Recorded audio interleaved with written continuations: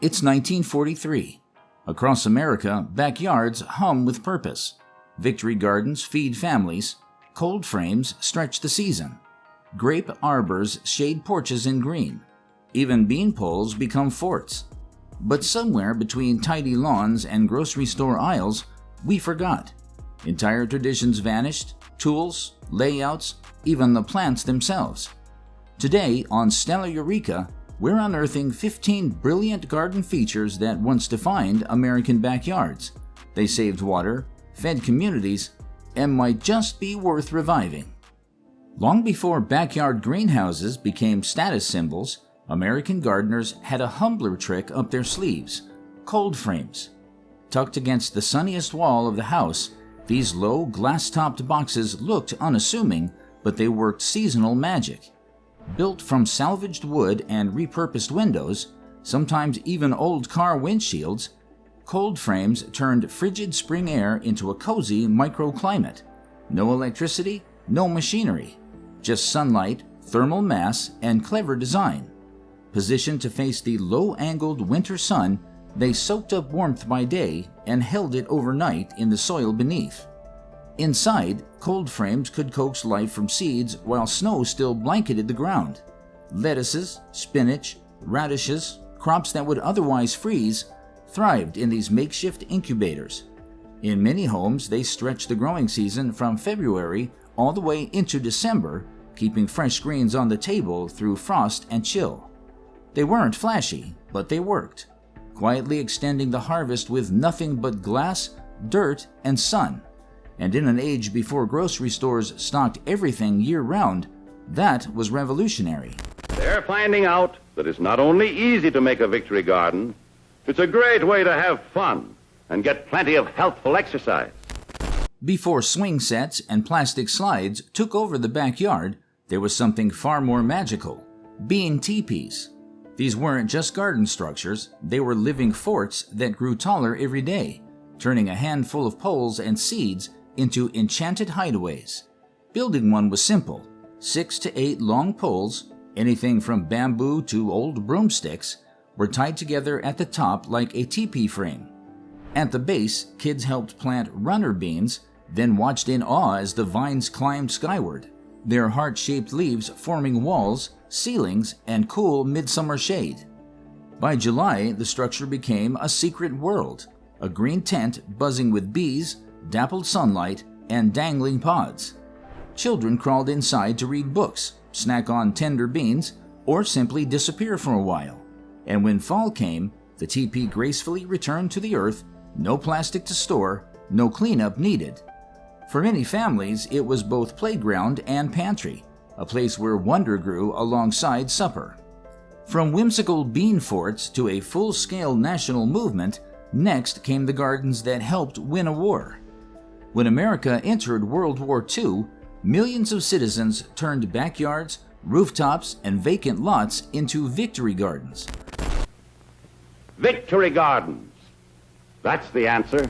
These weren't just patches of vegetable, they were patriotic statements rooted in grit, hope, and self-reliance. By 1944, nearly 20 million Americans were growing food at home. Together, they produced a staggering 8 million tons of vegetables, nearly 40% of the nation's total supply. In cities, apartment dwellers built rooftop planters. At factories, employees tended lunchtime garden plots. Even schoolyards were transformed into potato beds and cabbage rows. These gardens were essential. Ration books only stretched so far, and store shelves often sat empty. Families learned to can, pickle, and preserve. Kids helped haul compost. Neighbors swapped seeds and recipes. It wasn't just gardening, it was survival wrapped in community spirit. Even the White House got involved. Eleanor Roosevelt famously planted a victory garden on the South Lawn, setting an example for the entire country. Fresh food, good food. Food packed with the rich minerals and vitamins we all need to keep healthy, strong, and fit. While victory gardens eventually faded, one plant quietly held its ground: rhubarb, the rugged perennial that modern gardening seems to have forgotten. It doesn't bloom with showy colors or grow with trendy fanfare, But for generations, rhubarb meant resilience, reliability, and reward. You wouldn't find it front and center. Rhubarb patches were exiled to the margins, behind sheds, along fence lines, or in half-shaded corners where little else thrived. And that was the beauty of it. Once planted, rhubarb just stayed. It shrugged off droughts, ignored neglect, and came back swinging every spring. Its stalks would burst from the soil like red-green spears, thick as broom handles and growing fast enough to startle you. Kids were sent out with knives or scissors and returned hauling bundles for their grandmother's pies, tart, tangy, unforgettable. But rhubarb wasn't just a plant, it was a tradition. Families passed down not just the patches, but the recipes.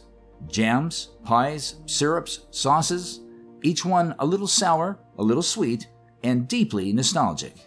Before fertilizers came in shiny bags with promises of perfection, American gardeners relied on something far older: companion planting. It wasn't science as we know it, but it was brilliant. A garden wasn't just a collection of plants, it was a carefully choreographed community. The most famous example? The Three Sisters.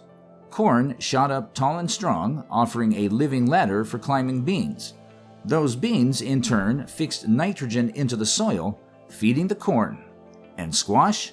It sprawled out below, its broad leaves shading out weeds and locking in moisture. No tools, no additives, just harmony. But companion planting went far beyond these three. Marigolds were tucked near tomatoes, not for looks, but to confuse pests with their pungent aroma. Basil wasn't just culinary, it was a hornworm deterrent. Nasturtiums played decoy, luring aphids to their showy blooms and away from tender crops. This was hands-in-the-dirt wisdom, passed down, tested, remembered. Today, science is still catching up, uncovering how some plants send chemical messages through their roots to help or hinder their neighbors. Before the hum of refrigerators, food storage relied on one of humanity's most efficient inventions, the root cellar.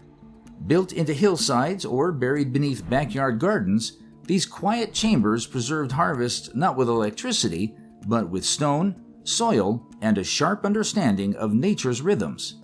Inside, the air hovered between 32 and 40 degrees Fahrenheit, with humidity near 90%. That made them perfect for storing everything from potatoes and beets to carrots and cabbage for 6 months or more. Families packed vegetables into crates or sand-filled bins, treating them like living supplies, not shelf-stable goods. Each crop had its quirks. Apples needed airflow to avoid ethylene buildup. Onions liked it dry. Root vegetables thrived in damp corners. Pickles and sauerkraut? They rested in heavy crocks that lined the floor like forgotten barrels of treasure. Some of the most advanced cellars were partitioned into zones: humid for roots, dry for garlic, and ventilated for ripening fruits. No plug, no noise, just physics and smart construction doing the work of modern refrigeration, often better. Rising from practical food storage to living architecture that once graced American backyards for generations, grape arbors were the perfect blend of function and beauty, structures that offered shade, privacy, fresh fruit, and seasonal drama all in one. These wooden frameworks often stretched between the house and the garden, forming green corridors that filtered sunlight and invited slow walks beneath hanging clusters. By late summer, mature vines would envelop every beam, transforming basic carpentry into a lush, fruit-laden pavilion. Families planted more than just table grapes. Concords were turned into jelly and juice. Wine grapes were fermented into homemade batches for special occasions. And whatever was left became raisins drawing on screens in the sun. It was a long game. Vines needed 3 to 5 years to fully establish, but once they did, they bore fruit for generations, sometimes more than a century. Planting one wasn't just about shade or grapes, it was a legacy. While grape arbors rewarded patience, asparagus took it a step further. This wasn't just gardening, it was long-term investment in future abundance. Plant it once, wait years, and reap the rewards for decades. The old saying was clear: plant asparagus for your children. Year 1, nothing. Year 2, maybe a few spears.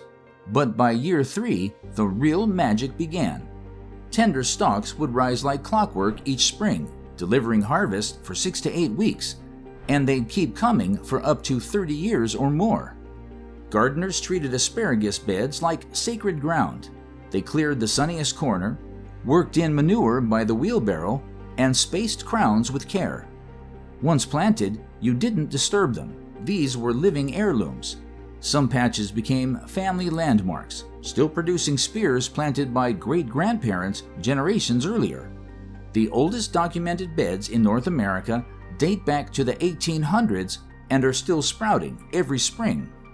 Buried beneath the arid soils of ancient gardens lies a secret modern irrigation still hasn't improved on. Known as ollas, from the Spanish word for pot, these unglazed clay vessels slowly release moisture right where plants needed it most. No tubes, timers, or tech, just physics and genius pottery. At first glance, it feels too simple to be real. A porous clay pot buried beside your crops, filled with water just once every few days. No tubes, no timers, no waste. The unglazed pottery sweats water through its walls only when the surrounding soil dries out, giving plants exactly what they need, exactly when they need it. This wasn't a recent invention, it's ancient tech. Archaeologists have uncovered ollas dating back over 4,000 years from the American Southwest to Han Dynasty China. Native American farmers perfected the method, growing squash, corn, and beans in brutal desert heat with minimal water. The genius lies in its simplicity. The olla self-regulates based on moisture demand. No runoff, no evaporation.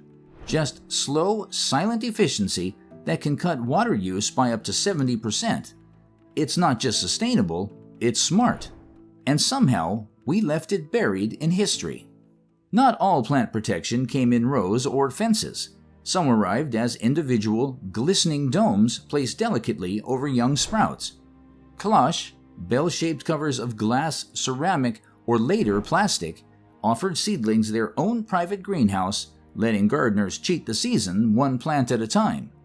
Walking through a garden filled with cloche felt like stepping into a field of crystal bells. Each acted as a miniature greenhouse, trapping heat, blocking wind, and shielding young plants from frost and early season pests. The original French cloches were hand-blown masterpiece, thick-walled glass bells that stored solar warmth by day and released it through the cold night. But American gardeners were nothing if not resourceful. Mason jars, cut milk jugs, even old lamp covers were pressed into service. Form didn't matter, function did. With these tiny domes, lettuce defied snowstorms, tomato seedlings went into the ground weeks early, and herbs overwintered where they had no business surviving. It was season extension at the scale of a single leaf. In the quiet corners of old gardens, behind the sheds and beneath buzzing flies, something alchemical brewed. Gardeners stirred buckets of rotting comfrey, nettles, or fish scraps into murky, bubbling mixtures, compost teas so potent they fed entire plots and so pungent they cleared the yard. The process was deceptively simple. Nettles, comfrey, fish heads, or any nitrogen-rich material were submerged in water and left to stew for weeks. Anaerobic fermentation did the rest. What came out was a swampy, sulfurous brew strong enough to clear a garden party, yet plants drank it up like tonic. This wasn't just homemade fertilizer, it was alive, rich in fast-acting nutrients and beneficial microbes. Compost tea worked both above and below the soil line, feeding roots while improving soil biology in a single dose. Recipes varied by need. Comfrey boosted blooms. Nettle fired up leafy greens. Fish tea packed a protein punch that made vegetables explode with growth. It wasn't pretty, but it worked, and gardeners swore by it. When the harvest was in, rural kitchens didn't just store onions, they displayed them. Braiding wasn't merely practical, it was tradition. Dried stalks twisted into elegant ropes hung from pantry beams, turning humble vegetables into rustic chandeliers of sustenance and pride. I've been chattering and not paying too much attention to what I'm doing, and one or two of the old boys wouldn't have been very proud of this string. The technique was as practical as it was beautiful. Gardeners would begin with the largest, firmest bulbs, weaving dried tops into tight, rhythmic patterns. Layer by layer, the braid grew, part craftsmanship, part choreography. The best could stretch several feet, holding dozens of onions without snapping or bruising a single one. And these braids weren't just for show. The airflow between bulbs helped prevent rut. Any softening onion stood out instantly and could be plucked before it spoiled the rest. In a time before plastic bins and mesh bags, braiding was preservation by design. The visual impact was a bonus. Amber storage onions intertwined with purples and reds, hanging like rustic garlands above kitchen tables. They whispered a simple truth. Someone here knew how to grow and how to keep. Before grocery store berries were bred for shelf life, backyard strawberries grew like wild dreams. Heritage varieties exploded with flavor and spread with abandon, sending out runners that turned tidy garden beds into sprawling carpets of red-dotted green within a single summer. And these weren't the giant, watery fruits stacked in supermarket clamshells. Heritage strawberries were smaller, softer, and wildly flavorful. Each bite tasted like summer condensed, sweet, tangy, and intensely aromatic. Grocery store berries simply couldn't compete. The plants repaid care with generosity. Every runner that touched soil became a daughter plant, creating a self-expanding colony. With a little patience, a modest row could turn into a sprawling patch that fed families year after year. For kids, the patch was a living treasure hunt, ripe berries hiding under leaves, trails of runners leading to new discoveries, and the thrill of eating sun-warmed fruit straight from the vine. It wasn't just gardening, it was memory-making. Strawberries may have sweetened the summer, but it was herbs that carried its essence into winter. In traditional American kitchens, bundles of sage, oregano, and thyme once hung like fragrant trophies, turning rafters and root cellars into living spice cabinets. This wasn't just rustic decor. Herb drying was a vital preservation method, with roots stretching back to colonial homesteads and even medieval monasteries. There, monks refined techniques to preserve both flavor and medicinal potency, methods later adopted by settlers determined to make every harvest last. The process was part science, part ritual. Harvest at the right time, just before flowering, after the morning dew, before midday heat. Tie in small bundles, hang upside down in cool, dark spaces, and wait. The result? Intensified flavor, natural oils preserved, and herbs that could liven up a winter stew months later. Each plant required nuance. Basil demanded speed. Rosemary preferred patience. Some households even constructed attic racks dedicated entirely to drying their own aromatic archives of summer's best. To close out our list, we're not ending with a tool or a structure, but with something even more essential: the generosity that once defined American gardening. Backyard abundance wasn't hoarded, it was shared. Come August, every gardener faced the legendary zucchini surplus. But instead of letting vegetables rot on the vine, families would pack baskets and walk the neighborhood, leaving produce on porches with handwritten notes, no transaction, just tradition. These quiet rituals created unspoken economies of trust. Tomatoes were swapped for sweet corn. A jar of home-canned peaches came with a recipe and a tip about soil pH. Older gardeners taught younger ones how to save seeds or combat squash bugs, often in exchange for a bit of help turning compost. The exchange wasn't just food, it was knowledge, history, and continuity. Seeds passed from hand to hand carried decades of adaptation to local soil. In many cases, they're the only reason heirloom varieties survived into the 21st century. These lost garden features aren't just quaint relics. They're reminders of a time when backyards were full of purpose, patience, and pride. They showed us that the best gardens didn't just feed people, they grounded them. In seasons, in soil, in each other. Today, in the age of apps and instant everything, Maybe what we're really craving is that slower, more connected way of growing. A garden that nourishes more than just the body. Which of these forgotten traditions sparks something for you? Have you seen any of them in old homes or heard stories from gardeners who still remember? Drop us a comment, we'd love to know. And if you enjoyed this deep dive into America's gardening roots, hit that subscribe button and share Stellar Eureka with someone who'd appreciate it too. This is Stellar Eureka, signing off.